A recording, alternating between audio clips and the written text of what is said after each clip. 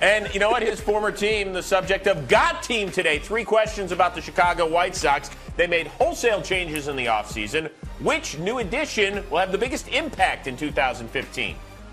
Well, Will Ferrell would say, Shamarja, period. Jeff Samardzija. You need a guy to go with that 1-2 punch. He's now at number 2. Chris Sale, Samardzija. They can match up with anybody's 1-2 punch now. I think he's the biggest impact. I love every one of their signs this year, Chris. Every one of them is going to help this club. But this guy right here, give him 35, 4 starts, 2 starts, 3 starts, and he's going to make a big deal.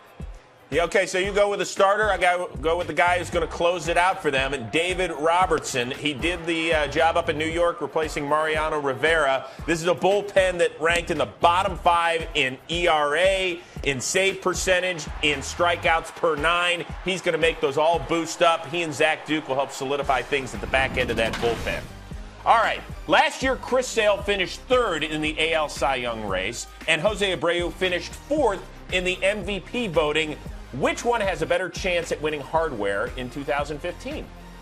Chris Sale has a better chance of winning hardware. There's some good pitchers. Last year he finished 3rd to King Felix and whoever the Kluber, my new favorite pitcher. Corey Kluber. Yeah, sorry, that's what I'm telling you. But I like this kid right here. He makes all his starts, Chris. Nobody likes to face him, even righties. And I'm telling you, to win the MVP is tough. I love me some Jose Abreu. You know that. That was my pick to click last year. But Saley's got a chance to win some hardware. He deserves it.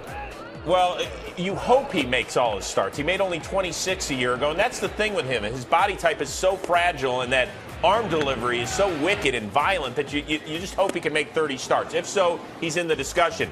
Jose Abreu, though, look at the numbers that he put up a year ago, and that's why I'm going with him. Because if you just strictly look at his numbers and said he won MVP, you would have gone, yeah, I'm okay with that. The reason he didn't was because the White Sox stunk. They'll be better this year. He'll be right up there with Trout and Miggy and the rest of the guys up there. Okay, last one. We love hearing Hawk call the games because we often hear this. You gotta be bleeping me.